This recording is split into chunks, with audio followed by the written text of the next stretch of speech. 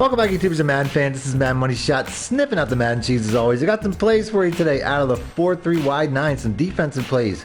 This is a defense that when I play Weekend League, every time I run into it's one of the most annoying defenses, one of the harder to break through defenses in the game. So I wanted to share it with you guys because you might not necessarily know that. Because I honestly don't run into it quite as much as I probably should. It really is a dominant defense. You guys know me, I definitely run a lot of nickel double A gap pretty much the entire game. It's pretty much that, the big nickel. I never typically leave the nickel, but you know, I just think that having more athletes on the field like you're going to get in these packages is probably a benefit. But like I said, this defense right here gives me a lot of trouble, so it's something that I might start mixing into my system. I'm using the Eagles playbook because that's the playbook that I got for free when I started MUT this year. You pick your team and they give you a playbook based off your favorite team. So I'm not sure 100% how many playbooks the 4-3 wide 9 is in. So let me know in the comment section. Let everybody else know.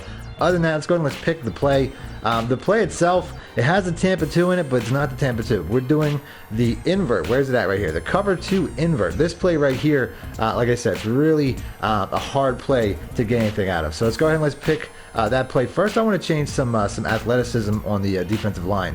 I just don't think these guys are necessarily as fast as I want them to be. So I typically go random and then I go formation, but this play here is so versatile. I just went random play entirely, so I might see some goal lines here and stuff like that. But to start it off, you already saw the safeties dropping down. So basically they're dropping down to the point where they're just basically going to be really good for outside containment, for outside run fits. I see people even go as far as to press the cornerbacks from time to time, but you can see right there in this particular situation it brings the safety back. So typically, you know, just bringing him down like that right back is what they would do. But you're going to see this type of look a lot if you play Weekend League Online. You're going to see a lot of stuffed boxes like this, and it can make it really hard to run. If you go ahead and, you know, when he snaps the ball here, if it's a run play because it looks like a run formation, the computer here, you're going to see how there's basically no lanes. You already have pretty good outside containment because it's the wide 9. Typically the wide 9s have problems up the middle, but since you have these blitzing linebackers right here, it's not even going to do that. I'm going to run it like this once or twice, and I'm going to show you some adjustments that I like to make. But realistically, like I said, there's just, you know, the blitzing guys in the middle take care of the run inside. So like I said, no real adjustments. Sometimes though, spreading the line and pinching the linebackers can be really a unique setup. Spreading the line, like I said, you already have, like this is a goal line, so this is something I might want to do in a goal line. You would think that it's susceptible up the middle, but if I come right here in this gap and these guys have my back, these blitzing linebackers, I'm not too worried about it. So like I said, goal line package, no real way to run there. Here we go, we got another big run formation. And I got nothing but faith that this is going to do that. So the only adjustment I'm going to make though is I'm going to get that cornerback outside there because it looks like it's going to go in that direction. So we're going to go ahead, we're going to, you know, just these are standard adjustments, not necessarily something you have to do to make the play work. So they definitely went with a pass. We were getting some heat there, and we should have had a pick like 3 different times, but whatever. The coverage was there. Everything within 10 yards, for the most part, should be locked down. You know what I mean? That's really the basis of this play. I'm not suggesting run against 5 wide receivers, but we're going to do that anyway. I'm going to go ahead and go with the cloud flats this time. Like I said, this is by no means an incredible blitz or a nano or nothing like that. Look at that. He had to take a 5 yard. He has to take 5 yards behind the line. I'm going to guess pressure made that happen. So like I said, if you want to do this, like right here, if I think this is coming up the middle, I can do this and try to trap that running back. Hopefully it is a dive. And it's an outside run.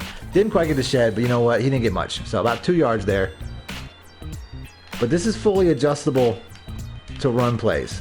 Like I said, this is my own thing right here. If I think it's going to be a run like here I think it is, and I want that cornerback down there to cut that off outside, I can do this. This is my own take on it when it comes to run plays. So it was not a run play. And there's nothing really open either.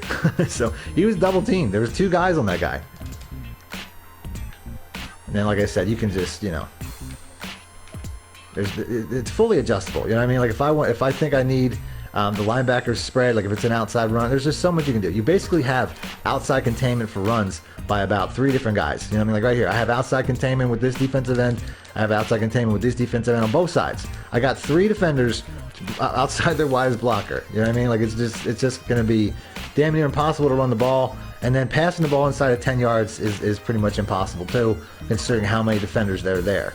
So if it's a quick throw, right here, we're going to get that invert pick. You know what I'm saying? Like there's just the coverage on this play is OP. It's so overpowered. So realistically, no real adjustments needed. It's a really good play just like this. The safeties walk themselves down. I use this middle guy. Pretty much every gap will get taken up. So right there, he's running for his life. I'm covering my area good. We get a strip fumble. Another turnover. So the computer doesn't know what to do. I'll go ahead and go to the replay. I don't really know what Dak was seeing. No, he's not the best QB in this game. But realistically, I mean, I'm on that. I take away that tight end. That was probably the first route. Look at this guy over here on an island. He's just getting triple covered. You know what I mean? There's nothing there. And then on the other side, look at the other side. You have two receivers on that side. They're pretty much taken up everywhere. You know what I'm saying? There's an over-under on both of them. Over-under with this cornerback and with this, I don't know, that's a linebacker probably. Then you got your safety, and then you got a linebacker underneath. So, I mean, there's just nowhere to go. And then I do my job using the guy in the middle, and it's just an amazing coverage play. It's just a complete coverage. It would have been a coverage sack, but nobody was getting off. But it was a complete coverage thing right there. There's nothing going on. There we go once again.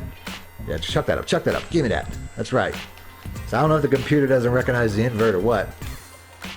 But me being in this gap, as I totally did that backwards, but me being in this gap, I think a lot of times kind of condenses the center and the guards into the to the two players in the gap, and then those linebackers come in. I don't want to say free, but like right there is basically free. He didn't get the tackle. I don't know why he went after the running back. I'm actually watched that replay, but he kind of kept. They kind of come in free. Just not like, you know, some of my plays. But let's take a look at the replay. Like I said, the way that I'm in here, a lot of times it just forces that center and those guards to kind of come in on those two guys. You see how even the tackle there, 77 on the left tackle there, they just kind of, you know, when I leave though, watch how I'm leaving the center. I'm watching this, I'm leaving the center doing nothing. And then he just kicks off to that guard. So you have, I totally messed up the replay. Let's do that again. So you have the center basically doing nothing. He'll just go ahead and he'll block with 70. And then you have the right tackle gets picked up by that outside linebacker. The running back luckily gets this guy. But for the most part, he's coming in free. You got a 4-man blitz with 6 blockers because of the running back. And it basically still shuts down the whole play. That's the magic of this play. So that's it. That's the play. You know, so that's it. That's the play. If you guys want to see more defensive plays, do me a favor, hit the like button, and I'll do that. Other than that, thanks for watching Madden Money Shot out. Need more help or just want to show your support? Then head over to my Patreon and join my team, where you can get exclusive content like ebooks and bonus plays, as well as early access to my vids and more. Link in the description below.